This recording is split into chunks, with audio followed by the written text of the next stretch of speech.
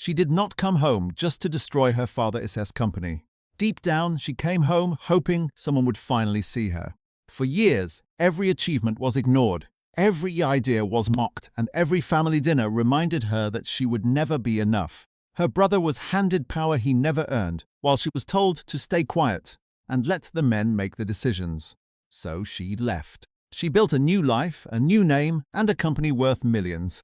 But when she returned for Thanksgiving, the truth exploded across the dinner table. The forgotten daughter was no longer asking for a seat. She owned the table. If you've ever been the black sheep in your own family, you get it. I'm Clara Ashford, the forgotten middle child of the Ashford tech empire, and being overlooked is my superpower. As I walked into our Boston estate for Thanksgiving, they had no idea I was about to light a fuse in the middle of their perfect world. They just saw quiet, nerdy Clara. The big reveal my father was planning wasn't just about the company. It was the catalyst for a takedown he would never imagine. If you know anything about family business politics, you'll want to see this. Hit subscribe, leave a comment, and watch me dismantle my father's legacy piece by piece. I grew up in Lake Forest, a posh Boston suburb, in a sprawling Georgian mansion with a private tennis court and a full-time staff. We were the definition of new money perfection. My grandfather, Thomas Ashford, founded Ashford Electronics with a single patent in the 80s. It was a solid local company until my dad, Robert, took over in 1998. He aggressively turned it into a $200 million behemoth, and he never let us forget it was his victory alone. There were 3 of us Ashford kids. Julian, the 40-year-old heir apparent, got a cushy senior vice president title right out of Harvard, though he spent more time skiing in Aspen than in board meetings. I was the invisible middle child, the one who actually inherited my grandfather's genius for coding. I was building apps at 13, winning hackathons, and graduated top of my class from MIT. I had a real vision for our future, but to my father, I was just there. Then there's Sophie, 30, the baby, who leveraged our family name into a tech lifestyle brand on Instagram. Sophie loved the women in tech aesthetic, but didn't know the first thing about venture capital. She'd post selfies from tech conferences, pretending to be a thought leader while adding zero value. Our mother, Catherine, came from old Boston money, and her answer to any family tension was to refresh her gin and tonic. She'd make half-hearted attempts to support me, but always back down to protect my dad's fragile ego. "Robert, perhaps you should hear Clara's pitch." She'd begin, but would retreat the moment Dad shot her a look. "Catherine, this is a serious business," he'd snap, then turn to Julian to discuss stock options. Every family dinner felt like a strategy session I was locked out of. My dad and Julian would talk about acquisitions and market caps, tossing around jargon while I sat there, knowing more about software development than both of them combined. If I tried to speak up, Dad would give me a patronizing smirk and say, "That's sweet, Clara. Why don't we leave the real strategy to the men?" The final straw came when I was 22. Right out of MIT, I developed a revolutionary AI platform, something that was light years ahead of the market. I poured months into coding the prototype and drafting the business plan. My father begrudgingly let me present it to the board, treating it like a cute school project. I still remember my heart pounding as I walked into that conference room, laptop in hand. The board members were all his golfing side buddies, old men who stared at me blankly. I wasn't even 5 minutes into my demo when Dad cleared his throat, tapped his watch, and held up a hand. "All right, I think that's enough," he said, his smile as cold as ice. "Clara, honey, it's very ambitious, but it's totally unproven for a company like ours. Our customers want hardware, not some trendy software experiment." He then smirked at the board. "She's fresh out of college, full of these wild ideas. Now, shall we get back to business?" I felt my face burn with shame as they all chuckled and I gathered my things. That was the night I left Boston. I would build my own empire, one so powerful he couldn't ignore it. I moved to San Francisco with $5,000. My parents called it my California phase. "She'll be back begging for a job when her money runs out." I overheard my dad tell my mom. The first few years were brutal. I lived in a tiny apartment in Palo Alto, my savings vanishing fast. I ate instant noodles, drank cheap coffee, and coded nonstop, first for a small startup, then for myself. Every dollar went back into my company. I launched Nexus Systems as Alex Vance. The initials were for Clara Vance, but nobody knew. I had to build this completely separate from the Ashford legacy. I started by developing small apps and building websites for local businesses, reinvesting every single dollar of profit. Within 3 years, I had a small team and a real office in Silicon Valley. The big break came when I finally secured funding for a massive AI integration platform, a more advanced and powerful version of the one my father had ridiculed. Investors were clamoring for a piece, but I refused to give up any equity. Over the next 7 years, Nexus Systems exploded, acquiring smaller tech firms and expanding globally. We were soon valued at over $500 million, and the whole time, I was Alex Vance. In the tech world, Alex Vance was a genius, but a reclusive one who almost never gave interviews or went to conferences. For the few times I had to appear publicly, I changed my look and had my chief operating officer do all the talking. My family knew nothing. During our rare holiday phone calls, I'd just say that work was going well. My dad never bothered to ask for specifics. He'd already written me off as a lost cause. And that was exactly what I wanted because I was building Nexus into the very weapon that would dismantle his empire. They had no idea that for the past year, I'd been buying the key patents and suppliers for my father's next-gen product. I analyzed his roadmap, found every flaw, and positioned Nexus to take over. 6 months ago, my chief financial officer made an anonymous offer to acquire his software division. Predictably, my father rejected it. Now, 10 years after he shamed me, I was flying home for Thanksgiving. Ashford Electronics was obsolete and failing, and I was about to become his biggest rival and his only way out. The week before Thanksgiving, I was in my office overlooking San Francisco, signing the biggest deal of my career. My assistant brought my itinerary. "Your jet to Boston is confirmed for Tuesday," she said. "Are you sure you don't want legal there?" I shook my head. "No, this is personal. I have to do it alone." Later, my phone buzzed. It was Maya, my best friend. "Are you really going through with this Thanksgiving disaster?" she asked. "It's been 2 years." I sighed, staring out at the bay. "I have to, Maya. I need to see his face when it all crashes down." "I just remember that awful Christmas 2 years ago," she said. "Your dad toasted Julian's promotion to chief operating officer while you were closing a 9-figure deal he knew nothing about." That memory still stung. Dad raised his glass to the future, looking right at my brother who was so drunk he could barely stand. This Thanksgiving is different," I told her. "This time, the game changes." That night, I packed my suitcase, selecting every outfit like a piece of armor. The old Clara was officially gone. My luggage was full of armor, a sharp Armani suit, a Chanel dress for Thanksgiving dinner, and Manolo heels, each a quiet statement of power, a Rolex watch, Prada briefcase, and diamond studs from Tiffany's. It wasn't flashy, but it all whispered wealth. For so long, I had hidden my success. Now, I wanted them to see the signs before I dropped the hammer. Tuesday morning, I boarded the private jet. This was no ordinary trip. On the 5-hour flight, I reviewed the acquisition papers one last time, making sure every clause was perfect. It was almost ironic. For years, I flew coach back to Boston, crammed in a middle seat with a bag of pretzels, all while I was building the company that let me arrive like this. The jet landed at a private airstrip outside of Boston, where a black Bentley was waiting on the tarmac, another small luxury for this visit. Driving down the familiar tree-lined streets towards Lake Forest, I felt a strange mix of homesickness and cold resolve. The Ashford estate looked exactly the same, a sprawling Georgian mansion with perfect gardens, now covered in a light November frost. A massive holiday wreath already hung on the grand front door. I told the driver to wait, took a deep breath, and walked up the familiar brick path. Mom opened the door, her face lighting up. Her eyes immediately scanned my outfit. "Clara, darling," her hug smelling of Chanel and gin, "you look so polished." "Is that a new watch?" "Just something I picked up," I replied, hugging her back. "Good to see you, Mom." She led me into the grand foyer, chattering about dinner and Sophie's latest brand deal. I just nodded, placing my briefcase down, home, and all its baggage. "Your father's in his study," Mom added. "He's neck-deep in some huge deal, so secretive, he won't even tell me." I forced a smile. "I'll just go say hello." Dad's study was his fortress, dark wood, old leather, and piles of financial reports. I knocked once, then just pushed the door open, a tiny rebellion. He glanced up, glasses on his nose, a flicker of surprise, then gone, replaced by that usual cold mass. "Clara, you're here." He gave me a quick, stiff hug and pointed to a chair. "Flight from LA, okay?" "Perfectly smooth," I said, ignoring his offer. "I took a private jet. It saves a ton of time." I saw confusion on his face. "Private? That's a serious expense." I just shrugged. "Business has been great." Before he could press me, his phone buzzed. "Excuse me, I have to get this," he said, turning his back. It was the perfect opening. My eyes scanned his desk, and there it was, the acquisition offer from Apex Capital Partners, with my firm's logo right on top. My heart was pounding, but my face was a blank slate when he hung up. "Sorry," he said, sliding the papers away. "Big moves. It's complicated." That same old brush-off. It didn't even sting anymore. "Of course, Dad, I let you work." I left his office and went upstairs to my childhood bedroom. Mom had kept it like a museum of my youth. Debate trophies, math awards, a Stanford banner still hanging there. They were dusty relics of a former life, of trying to win over a man who never looked up.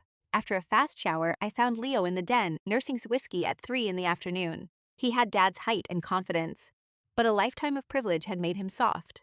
Well, look what the cat dragged in, he smirked, raising his glass. The runaway sister. Still playing games with other people's money in LA. Something like that, I said, my jaw tight.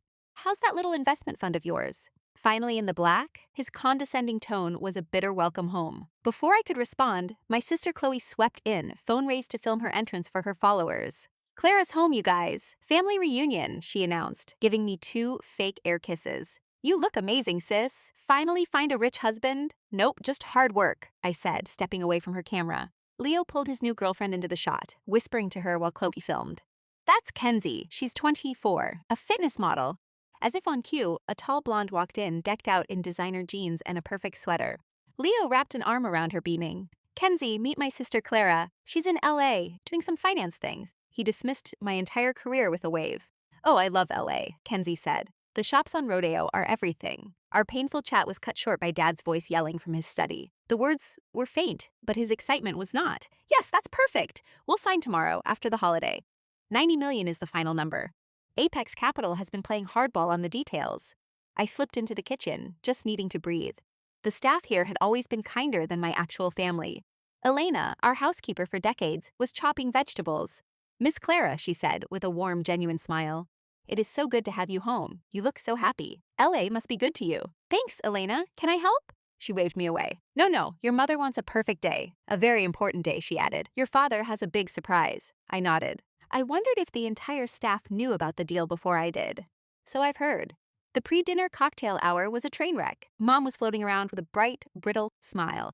Dad checked his phone every 2 minutes. Leo bragged about his new ski place in Aspen, and Chloe filmed the whole thing for her feed. I just sipped my Chardonnay and watched them all. I wasn't the little girl starving for their approval anymore. I was a business owner about to blow up their entire world. Dinner's ready, Mom announced, leading us to the dining room where generations of Sterlings had eaten. I took one long, slow breath and walked in, knowing this night would change everything forever. The Sterling Thanksgiving dinner was always a performance. A huge mahogany table gleamed under a crystal chandelier set with the family china saved only for holidays. Silver candelabras with tall ivory candles lit a massive floral centerpiece that Mom probably had flown from New York. I almost laughed. I was seated at the far end of the table, as distant from my father as possible. Of course, Leo, the heir, was at Dad's right with Kenzie next to him. Chloe was on Dad's left. Mom sat at the other end with me, a whole universe of polished wood separating us from the seat of power. Elena and the staff served the first course, a creamy wild mushroom soup. Then came a kale salad with pecans, and finally the main attraction, a 25-pound turkey, glistening and perfect, with every side dish you could imagine. Dad carved it like a surgeon while Chloe filmed, narrating. And here's Daddy, carving the turkey just like his father did. The Sterling tradition continues. I saw Mom wince at Chloe's act before she drained her wine glass. That had to be her 4th one. After we were all served, Dad raised his glass for the annual gratitude speech, where we all had to say what we were thankful for. It used to feel real. Now it was just a performance. Leo went first as the eldest son. I'm grateful for another huge year at the Sterling collection. He started, though my own numbers showed they'd lost bookings for 2 quarters straight, and for my new Audi R8. He squeezed Kenzie's hand, and for this amazing woman, Kenzie beamed and kissed him, while Chloe pretended to gag for her followers. Then, Chloe. I'm just so grateful for hitting 2 million subscribers this year. My partnership with Radiant Beauty is a dream, and I love sharing the Sterling family legacy with all of you. She aimed a perfect smile at Dad, who nodded his approval, despite always mocking her influencer job. When my turn came, I set down my wine glass and spoke very clearly. I am thankful for the hard lessons, the ones that show you rejection can be a gift, that grit is worth more than your last name, and that real success is built, not inherited. I raised my glass to carving out your own path. Dad's expression soured, hearing the bite in my voice, before he gave his own speech about his hotel empire. Mom gave a fuzzy toast to family, her words slurring. Dad kept checking his watch, whispering to my mother, whose smile got tighter and tighter. Leo held court with stories of celebrities he supposedly charmed, while Chloe kept interrupting to read comments from her live stream. As dessert was served, Dad suddenly tapped his fork on his glass, the sound cutting through the noise. I have an announcement to make, he said. standing at the head of the table like a king addressing his subjects, a man used to owning the room. The table went quiet. Even Chloe put down her phone. As you all know, I poured my life into making the Sterling collection a true benchmark for luxury. But all empires must evolve, and it is time for a new chapter. He paused, milking the suspense. I have decided to sell the company. Leo choked on his wine. What? Dad, you can't be serious. Dad held up a hand to silence him. I have been in talks with a very motivated investment group for months. The deal is closing tomorrow morning. Chloe let out a practiced gasp. But Daddy, what about the Sterling legacy? My entire brand is being a Sterling heiress. That brings me to the second part, Dad said, his face a total mask. The money from this will not be passed down to you as an inheritance. At that, Leo and Chloe just exploded. That's our birthright. Leo's slammed fist on the table. What are you talking about? Chloe cried, her camera broadcasting the entire family meltdown to her followers. Where is all that money going? Dad waited for them to quiet down. Your mother and I will use a portion to retire.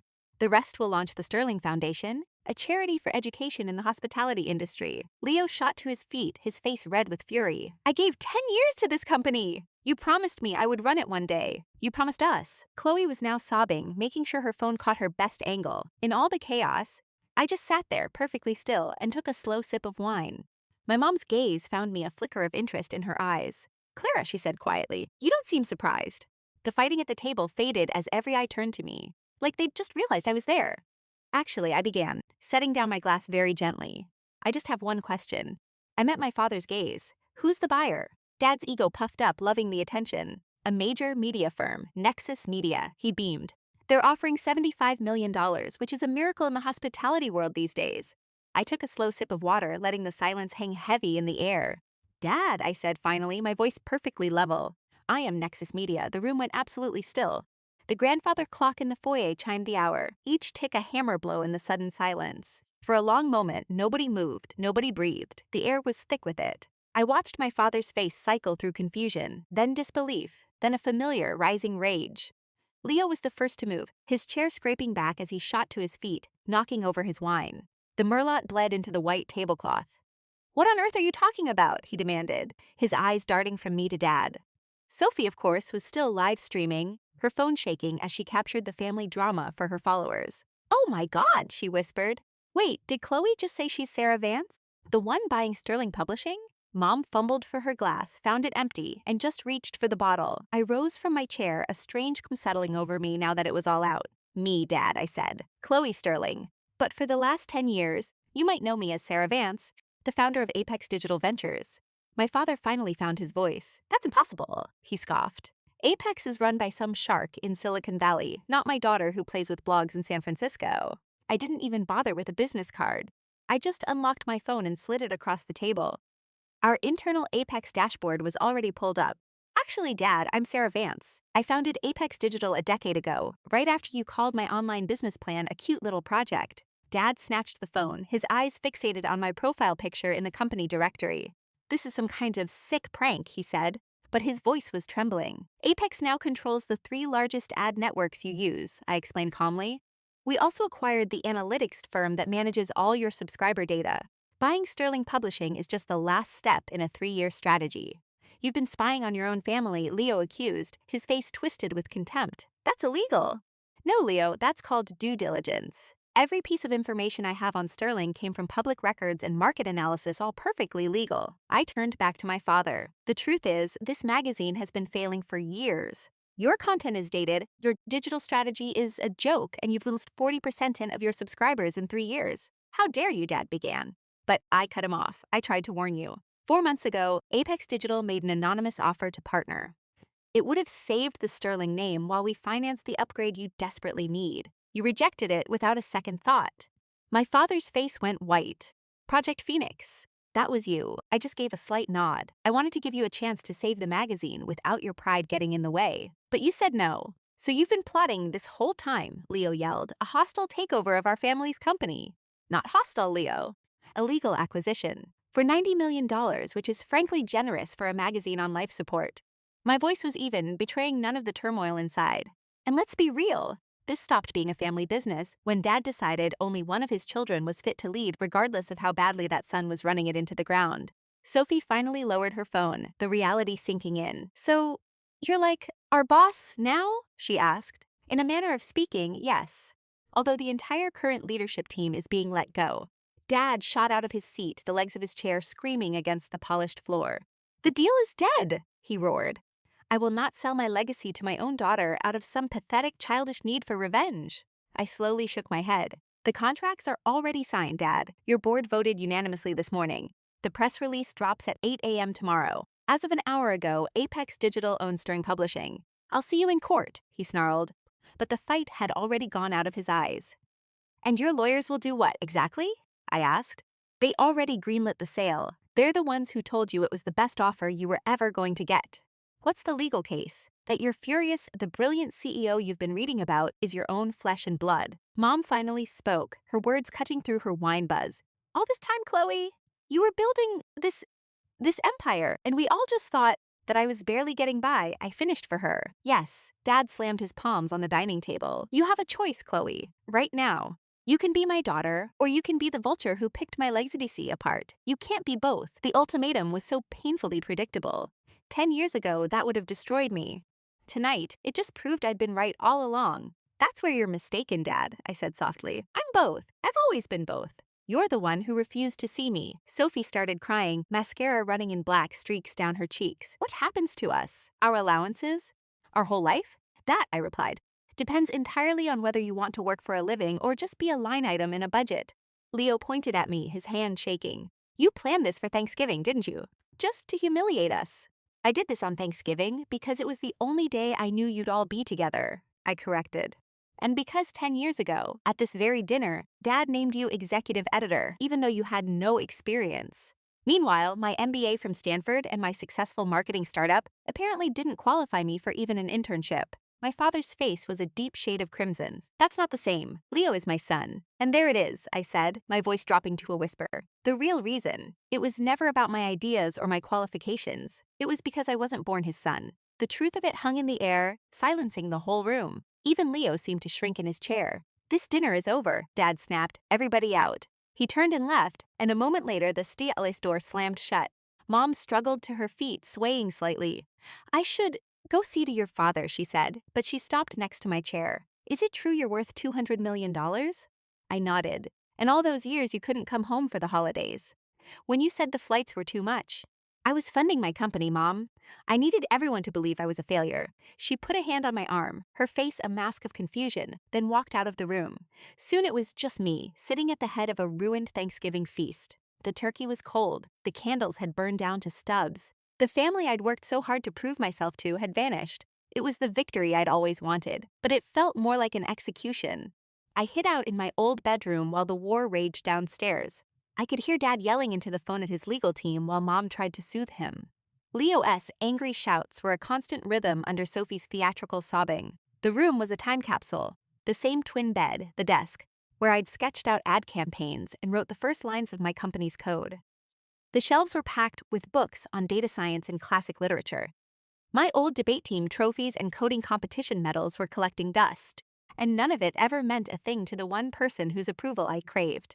I traced the spines of old journals, pulling one from the shelf. Its pages were filled with flowcharts, marketing proposals, and the crude algorithm that would become the engine of Apex Digital. It was almost funny. This whole empire started right here, in the one room where I always felt completely invisible. A sharp knock on the door made me flinch. I opened it and found Leo, his face flushed with anger and what smelled like expensive whiskey. We have to talk, he slurred, shootering his way into the room. I closed the door, folded my arms, and leaned back against it. What's there to talk about, Leo? How I ruined your Thanksgiving, or how you expect to inherit a company that you've systematically destroyed? You think you're so smart, don't you? He sneered, pacing the small room like a caged wolf. Little Chloe, with her secret identity and her big shot company. Did you get some kind of sick thrill from lying to us for 10 years? About as much as you enjoyed passing off my ideas as your own, I shot back.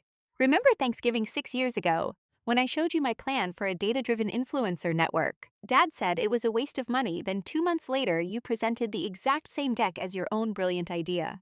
Leo stopped pacing, his face hardening. I was here. I was the one putting in the hours at that desk while you were playing tech god in California, trying to prove a point. You put in the hours, I'll give you that, but what did you actually do, Leo? Besides expense 5-star dinners and use the company credit card to fund your weekends in Vegas. His jaw clenched. You don't know the first thing about what I do. I landed the Vanguard Automotive account. Vanguard only signed with us because I made a call to their marketing chief as Sarah Vance and personally recommended Sterling's services. It was all to inflate the company's value before my final offer, I told him. And I know exactly what you do, because I've been running a remote audit on the company servers for the past 6 months, including the accounting files you tried to bury. The blood drained from his face. What are you talking about? I'm talking about the $300,000 you siphoned into a shell corporation over the last 2 years, Leo. I'm talking about the phony invoices for a consulting firm that just happens to be registered to a P.O. box in the Cayman Islands. I know everything. He took a step toward me.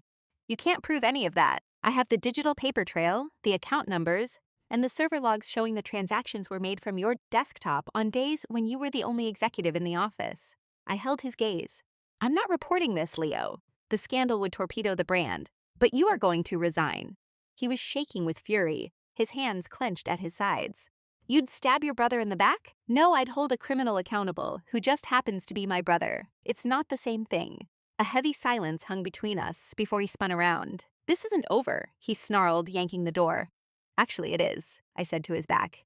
You just haven't realized it yet. The door had barely clicked shut when a new knock sounded. This time it was my sister Zara, makeup perfect again, despite the tear tracks on her cheeks. So, you're secretly a tech billionaire, she said, striding in and flopping on my bed. That's actually kind of amazing. I couldn't help but laugh at her total reversal. Is that what you were saying 10 minutes ago? You seemed pretty upset about your social status. She shrugged, checking her nails. I'm adaptable. It's a key skill for an influencer.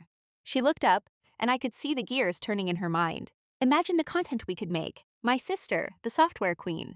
My followers would eat that story up. Is that why you're here, Zara? To pitch a business idea? More like a mutually beneficial collaboration, she said, smoothing her designer dress. You need an image that's less robotic. And I need to be linked with actual success, not just free skincare products. Her pitch was so shameless, so completely Zara, that I almost had to respect it. And what about doing some actual work? Learning the family business? Contributing more than just your Instagram feed? She wrinkled her nose like I did suggested she scrub floors. Ugh, no, that stuff is so dull, and meetings genuinely suck the life out of me. But I could be the face of the brand, a brand ambassador. I can represent us in the lifestyle space. A lifestyle ambassador for a corporate architecture firm, I repeated slowly.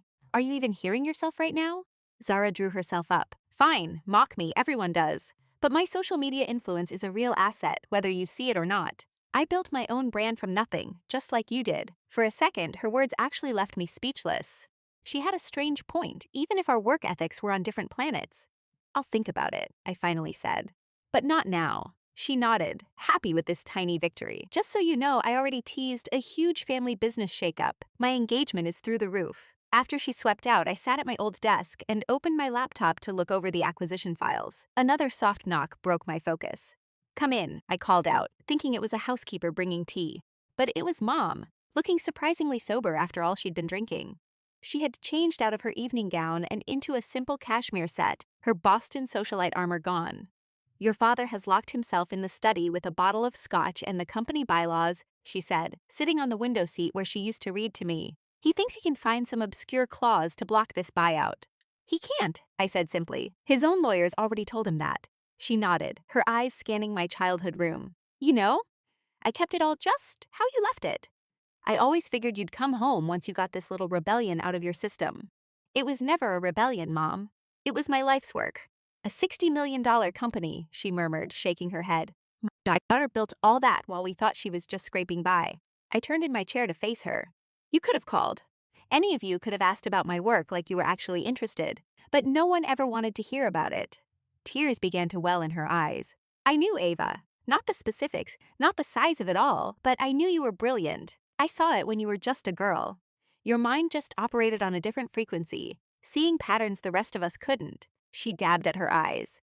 I just didn't know how to protect that gift in this family, not with a man like your father. You could have defended me, I said, that old familiar anger rising in my throat. All those times he belittled me, made a fool of me in front of everybody. You just watched. I was wrong, she admitted, her voice was barely a whisper. I told myself I was keeping the peace, being a good wife. But I see now that I failed you as a mother when you really needed someone on your side. Her simple confession shattered the wall of ice I'd built around my heart. I came here expecting a fight, lawyers, and accusations. I never prepared for actual regret. So what happens now? Mom asked quietly. Tomorrow morning, the buyout gets announced. Sterling Designs becomes a subsidiary of Nexus Dynamics. The family name will remain, for now, but the entire leadership is being replaced. I paused, then added, Dad and Leo are being offered honorary advisory positions, if they'll even accept them. It's just for appearances during the transition. And you'll move back to Boston? I shook my head. No, I'm staying in San Francisco. That's where the new headquarters will be. She nodded, seeming to grasp everything I wasn't saying. That I was finished with this house, this life, and the part they always wanted me to play. Your father may never forgive you for this, she said softly. I know, I replied. But this was never about getting his forgiveness, Mom. It was about him finally seeing me for who I really am. After she left, I stayed awake all night, finalizing every last detail for the morning press release and ignoring Zara's increasingly desperate texts. As the first light of dawn filtered through the windows, I put on my sharpest suit, pulled my hair into a tight bun, and applied the minimal makeup I used for my rare public appearances. This morning was either a new chapter for the Sterling family or it was the final page. Either way, I was ready. When I walked downstairs at 7 a.m., the house was silent. Our housekeeper poured my coffee without a word, her face a mix of awe and terror. The grand dining room had been wiped clean of last night's Thanksgiving meltdown. There wasn't a single trace of the family's implosion, just a thick, heavy tension in the air. I checked my phone. 3 missed calls from my board, all of them nervous about the 9 a.m. announcement. There was also a new message from Zara. So, did you blow everything up? Are there any survivors? I was typing a reply when Dad appeared in the doorway. He looked 20 years older. The lines on his face were deeper, his perfect posture was gone. He hadn't slept. My study. Now, it was a command. I followed him down the hall and into the room that had always been the center of my family's power. The dark wood walls were covered with his framed awards. Magazine covers featuring Dad, business trophies, photos with politicians and other powerful men. There was, of course, no proof of my own accomplishments, though my graduation photo was on a side table hidden behind other pictures. Dad sat behind his massive desk, a power move he always used to control the room. I didn't take the seat across from him. Instead, I walked over and sat on the corner of his desk, instantly reversing the power dynamic in a way that clearly unnerved him. My lawyers confirmed what you said last night, he said, his voice empty. The sale is airtight.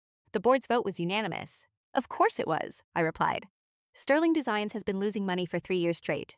Your strategies are ancient, your management team is lazy, and you have zero new ideas. They knew a rescue plan when they saw one. 60 million, he mumbled, looking broken. This company was worth 90 million just 2 years ago. The company was overvalued 2 years ago, I stated bluntly, and my offer was far more generous than anyone else's. They would have sold it for scrap and destroyed the Sterling name. He glared at me. Is that your plan? To demolish your own family's legacy? I still respect what grandfather built and what you maintained. The Sterling name is staying, but the business is about to be rebuilt from the foundation up. For the first time, I saw a flicker of genuine fear in his eyes. What exactly are you planning to do? I had waited 15 years for him to ask for my business opinion. The irony was suffocating. Sterling Designs is becoming the custom projects division for Nexus Dynamics. We'll update your classic products and merge them with our AI design platforms. We're keeping about 60% of the artisans, but the entire management is being fired. And me? He asked, the words just hanging there. You're being offered the position of chairman emeritus. No authority, but you get to keep an office and advise on a few old accounts. His jaw tightened. A mascot. A respected consultant, I corrected. With a full benefits package and a very generous salary. He suddenly stood and walked to the window that overlooked the massive estate. For a long time, he just stared out at the gardens that were paid for with generations of sterling wealth, his back to me. How did you do this? He finally asked, his voice barely a whisper. Build something so big from absolutely nothing. No help, no family money. I had my education, I reminded him, the one thing you ever paid for, and I had a desperate need to prove you wrong about me. He turned around, his eyes meeting mine. I always thought you would fail. I know. So did everyone else. 90% of new businesses fail, he finally said, choosing his words carefully. I thought I was protecting you from that. By making sure I never had a chance to even start. I arched an eyebrow. That's not protection, Dad. That's control. He flinched at the word. Maybe. I took what my father built and I grew it 10 times over. I thought I knew what was best. But you didn't, I stated plainly. You were wrong about me. You were wrong about the market. And you were dead wrong that Ethan was the right son to take over. The moment I mentioned my brother, his face hardened into a mask. Ethan has his issues, but he is loyal to this company. Ethan has been stealing from you for at least 3 years, I told him bluntly, and I have the bank statements to prove it. It's why I made my move now, before he could sink the entire company. Dad collapsed back into his chair as if the news was a physical blow. That can't be possible. Over $500,000 funneled through shell companies disguised as fake suppliers. The evidence is airtight. But why? He has a huge salary, a massive trust fund. Poker debts, I said. High-stakes games. Our forensic audit found everything. He buried his face in his hands, and when he looked up, he suddenly looked all of his 68 years. So my son is a thief? My business is dying, and I didn't see any of it. The brutal honesty in his voice caught me completely off guard. I was braced for more denial, more anger, not a hollow confession. Not blind, I said, my voice softening slightly. You were just looking in the wrong direction. A deep silence filled the room, heavy with years of unspoken resentments. When he finally looked up, his arrogance was gone, replaced by what looked like real curiosity. How did you do it? He asked again. Seriously, no contacts, no investors who knew our name.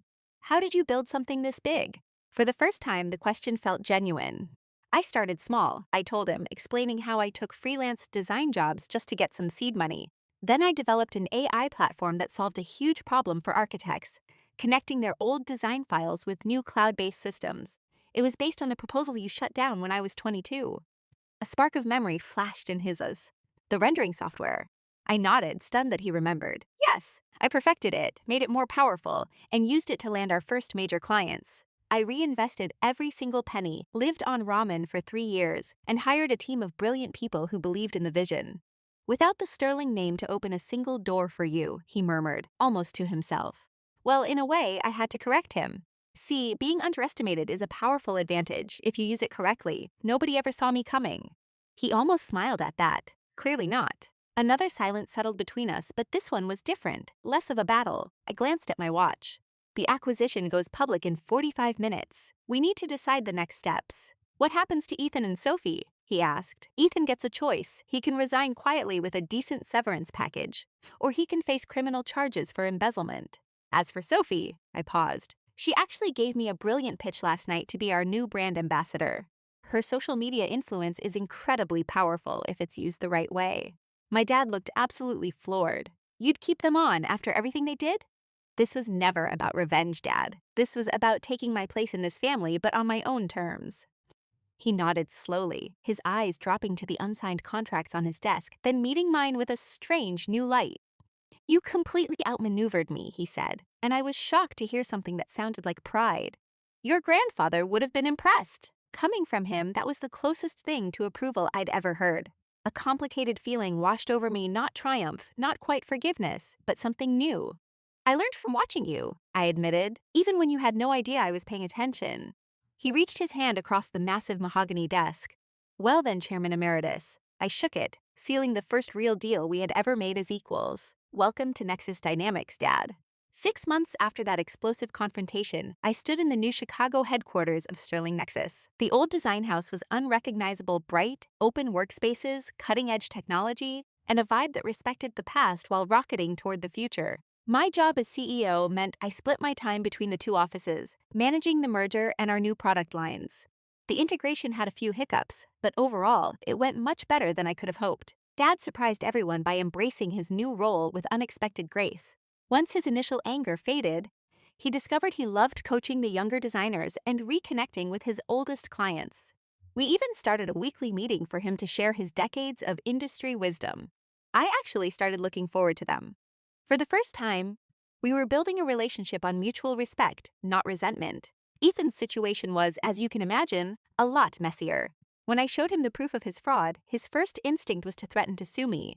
But he eventually realized he had no other moves left to make. He took the deal, pay back the stolen money, step down from his VP role, and get a master's in finance if he wanted any kind of future here.